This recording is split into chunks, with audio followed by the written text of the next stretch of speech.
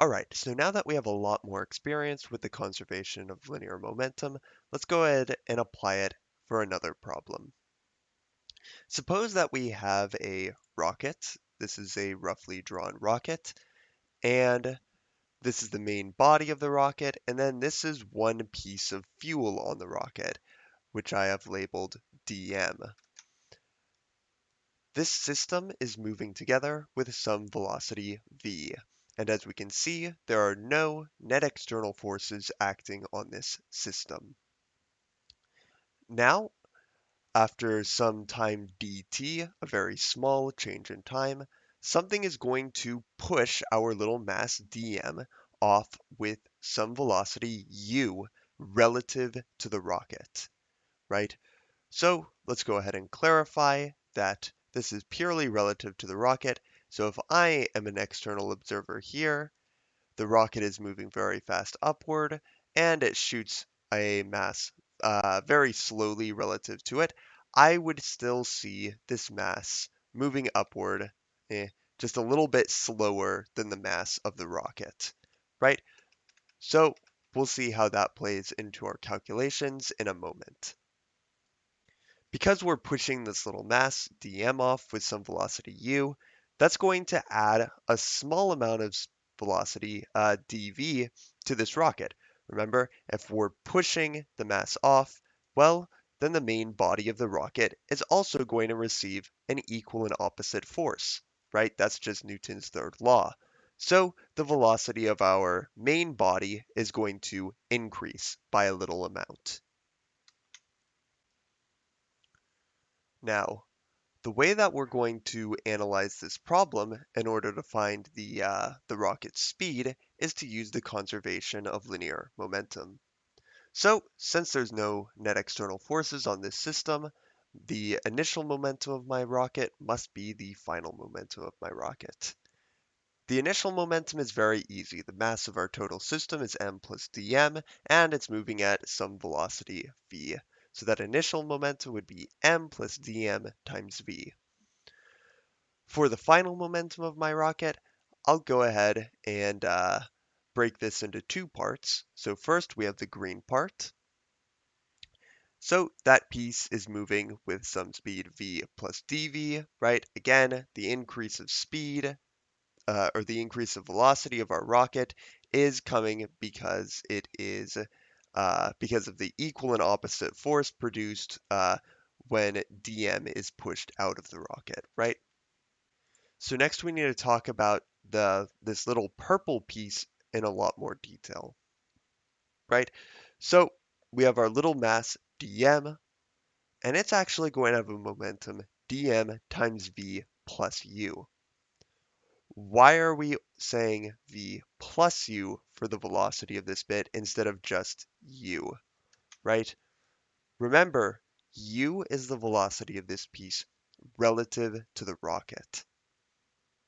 So we need to find the velocity of this piece relative to an external observer, like this guy here. In order to do this, we have to take the velocity that the entire rocket was moving at, including this little mass dm, and we need to add that to this velocity vector u. Let's go ahead and reason this out, right? Say that the velocity releases the little mass dm at a velocity very slow compared to the velocity of the rocket, right? If the entire rocket was moving at 1,000 meters per second and then it launched this little bit at 5 meters per second, it should make sense that to an external observer, this piece is still moving up at 995 meters per second, right? This is the exact same as, you know, another more common problem that you might see, where you have a bus. Let's say that the bus is moving at 10 meters per second, and then you have a guy in the bus that's moving at, let's say, 1 meter per second, right? Then to the external observer, the velocity of the guy on the bus would be 9 meters per second. And the way that you're getting there is you're taking the velocity of the bus and you're adding it to the velocity of the man, right? And this happens to be 10 meters per second, and this guy happens to be negative 1 meter per second, right? And then you would get 9 meters per second to the right. We're doing the exact same thing with this rocket.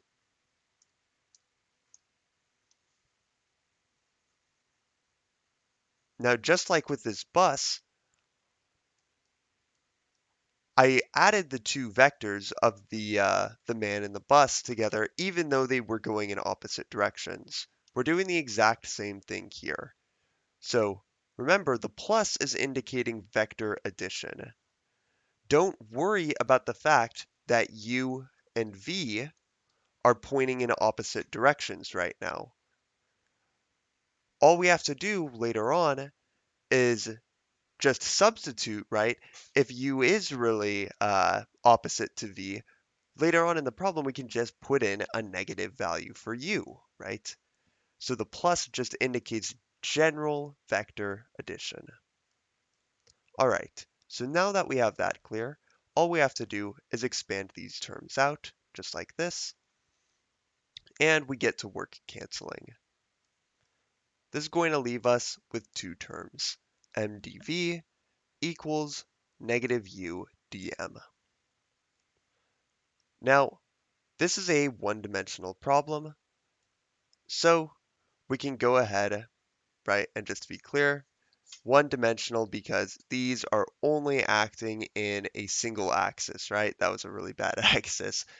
These are only acting up a single axis, right? I guess you could call that the y-axis. But the point is, there's only one direction at play. So we can replace these vector symbols with scalar symbols.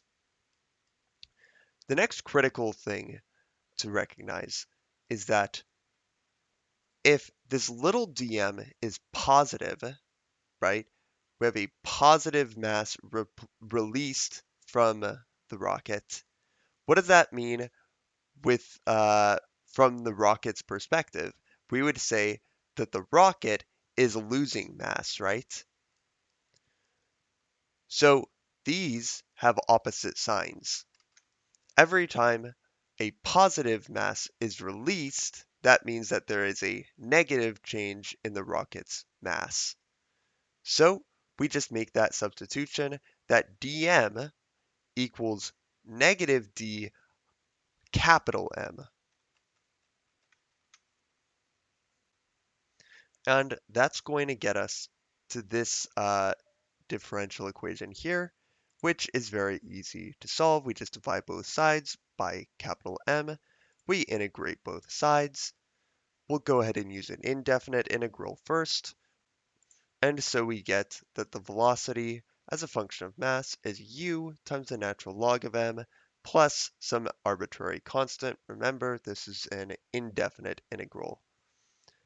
Remember when I said before that if u is negative with respect to the rocket, we can go ahead and replace it later on. So that's all I'm doing here. I'm calling UE for U ejected. That would be positive. So if somebody told me that, my rocket is ejecting fuel at 5 meters per second, I'd plug that guy in for here. Whereas in this equation, if I told you ejecting at 5 meters per second, I'd have to plug in a negative 5 meters per second, right? So that's all that we're saying there. Um, okay. The other thing that we need to recognize is that it's probably weird to see my velocity as a function of mass, but remember that my mass is a function of time, right? For example, uh, if the mass is being released at a linear rate, then my mass as a function of time would be equal to whatever the initial mass of the rocket is minus, some value times t, right? And so then what we would see is this velocity as a function of mass would turn into a velocity as a function of time. It really just boils down to the problem that you're trying to solve. All right, so let's go ahead and do this same problem, but with definite integrals, and we'll see a much more common form that we see this equation written in. So this time we'll integrate from v naught to v final on the left-hand side and m naught to m final on the right-hand side. The left-hand side is just delta v, the change in our rocket's velocity. On the right-hand side, we get u times the natural log of m final minus u times the natural log of m naught. We can go ahead and combine our, well, first, before we combine the natural logarithms, let's go ahead and make that same substitution that we did before with the little ue, right? Where ue is a positive value for our ejected fuel. So that's going to swap each of these signs, right? This guy here is going to become positive. This term on the left here is going to become negative. And so then I end up moving the positive term here and the negative term there. That's all that I've done. And so I have ue times the natural log of m naught minus ue times the natural log of m final. And we can combine natural logarithms together. And so we get delta v equals ue times the natural log of m naught over m final. Okay, let's go over our variables real quick. M naught would be the initial mass of the rocket. M final would be the mass of the rocket at some later time. UE would be the speed of the ejected fuel relative to the rocket, right? And remember, we're calling this term positive because we made that sign switch in our derivation. And delta V is the change in the rocket's velocity. So the real key here, though, is you really should not memorize these formulas at all, right? All that we need is this first step up here where we recognize that the momentum of our system is conserved because there are no net external forces acting on it. From there, it's just a couple of simple steps. Probably the two key steps that are most easily forgotten are here, where we have to remember that u is the velocity of this piece relative to the rocket, and here, where we have to relate this released mass, which would be positive, to the negative change in mass of my entire rocket, right? So those are probably the two key steps in this set of transformations. From that, you're just building up a differential equation that you can solve. All right, so hopefully that video is fairly clear and well explained the ideal rocket equation. Thank you so much for watching.